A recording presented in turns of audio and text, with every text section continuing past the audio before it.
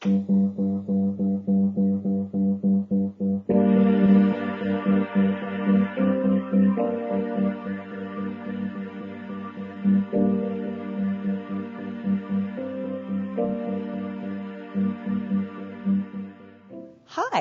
my name is Tara Warner. I am the owner and chocolatier of Truffles by Tarah.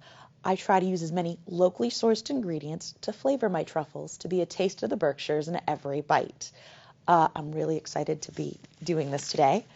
I'm going to be talking to you guys while I'm also rolling the centers of my raspberry truffles. So I am a Berkshire native, born and raised in South County, and started my journey in food service when I was 13, working at the at the Egremont Inn, which is no longer there. But as a awkward, shy 13-year-old, I didn't do so well as a server, so the head chef took pity on me and decided to bring me into the kitchen, where I flourished and bloomed, and I loved it. I have done all kinds of food service work. I have worked in savory kitchens, sweet kitchens, baking breads, pizza, worked with a couple different style wood fire ovens, but chocolate is my true passion.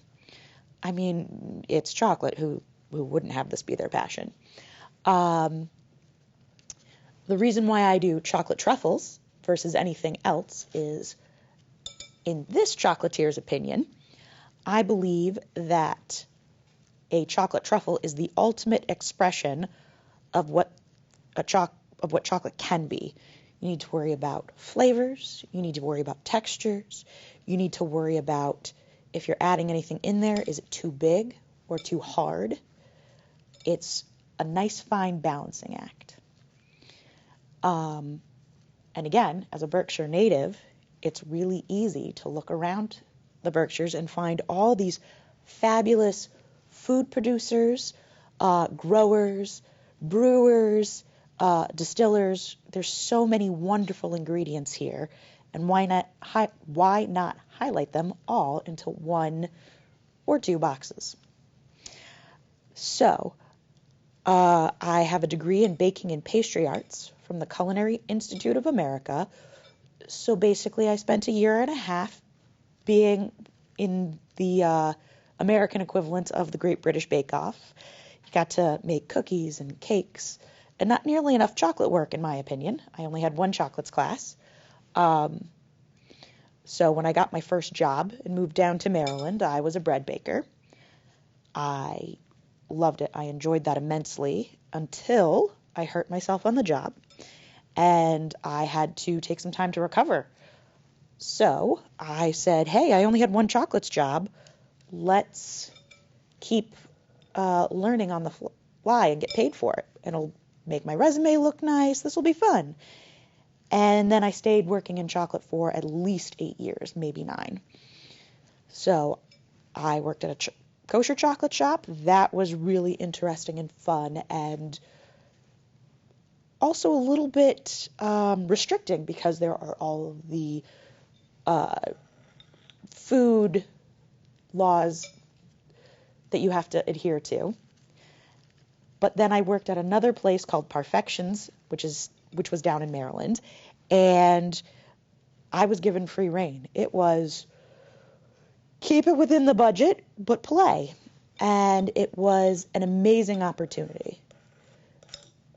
Decided to move back up here to the Berkshires in February of 2020. Who could have known what kind of good luck that was, to be back up here rather than in Baltimore. I was close to family. I could keep an eye on everybody. But I fell in love with the Berkshires all over again. I hadn't lived here full time since I was a teenager. So it was just amazing to come back and realize all the wonderful food and culture and everything that's around here. It was like seeing it for the first time. I worked at a couple of other local places. I happened to work at a restaurant that had a open concept kitchen, so it opened up right to the bar. So when I missed making chocolates, I would make truffles for my coworkers and for regulars at the bar until finally somebody said, "Hey, do you have a business card? Can I order some from you?" And I said, "Give me 2 weeks." And magically I had business cards, I had an idea of what I was doing, and I was off. I was very fortunate to be a part of the E for All program, Entrepreneurship for All. So it is a year-long program to learn all the ins and outs of businesses for your business specifically. So the first 3 months are intense, very intense. And then the last bit is check-ins with mentors and such. But I was able to take my passion for chocolate and just accelerate to the next level. And I am continuing to move forward. I am so excited to be working with all of the local producers that I do around Berkshire County. And there's a couple that are just over the line in New York State. That's close enough to be a taste of the Berkshires in every bite, right? I'm also really excited. I am selling in several different locations, including Shop by Only in My Dream Events, which is down in South Egremont. Whispered the Heart, which is new, which is on Main Street in Stockbridge. Baldwin Extracts, which is in West Stockbridge, which is particularly exciting because I use so many of their products in my truffles. The gift shop at Mass Mocha, and at both Guido's locations.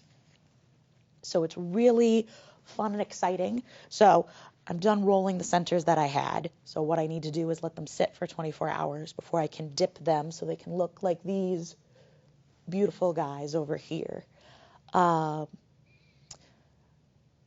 I may have jumped ahead of myself. What exactly is a chocolate truffle? People ask me that often. Every once in a while, somebody asks me if I use pigs or dogs, and I'm like, that's truffle the mushroom that don't grow in the United States. These are chocolate truffles. So chocolate truffles have a soft center. So this is ganache. That is, you can either roll it, you can lay it out and cut it sometimes into pieces, and then it is dipped into regular chocolate, regular tempered chocolate, to give it that hard, protective outer shell. And then you have to sprinkle something on top so you can differentiate it. There's nothing worse than grabbing a raspberry, what you think is a raspberry truffle, and it's actually coffee, or vice versa. Yeah, so it's very exciting to use a bunch of the local ingredients that are here in Berkshire County. This all started from you working with Baldwin's extract. So it's some of the best vanilla extract in the world, according to this chocolatier, and also Martha Stewart. But it was a starting off point of, if there's this good of an ingredient just down the road from me, what else is nearby? And my Berkshire collection has local ingredients in all 5 truffles. So it's got my dark chocolate mousse, which has dark chocolate and the vanilla extract from Baldwin's, a coffee break, which has coffee from Number 6 Depot, which is in West Stockbridge as well, lavender lemonade, and the lavender is from Vinegate Farms, which is just over the line in New York State. Shh, it's fine, it's fine. Maple pecan, which is dark chocolate, and maple syrup, that is from Sweetbrook Farms. And then Berkshire Buzz, which is milk and dark chocolate with locally sourced honey from Berkshire Honey Company. And I'm always looking for more people to partner with. I'm very excited this summer. My seasonal box is going to have a lot of different local ingredients. I'm going to be using some spirits from Berkshire Mountain Distiller. I will be using a beer from Hot Plate Brewery, and I am talking with Furnace Brook Winery, figuring out which one of their amazing wines I would like to use as well. So, as well as selling at the stores I mentioned earlier, I do sell online. Check out trufflesbytarah.com. Don't forget the H at the end. But also, when you're on my website, you can look for my events tab. So I do a lot of farmers markets, makers markets. I'm part of First Fridays in Pittsfield. And that's where you want to come and visit, because not only can you chit-chat with me, but that's where you get the really fun, unique, Willy Wonka-esque flavors that you can't get all the time. One of the ones I'm really excited about that I'm doing for the summer is my s'mores on the rocks. So it's dark chocolate, mini marshmallows, smoked sea salt, and some maple bourbon from Berkshire Mountain Distilleries with gluten-free graham cracker crumbs on top. It's fabulous.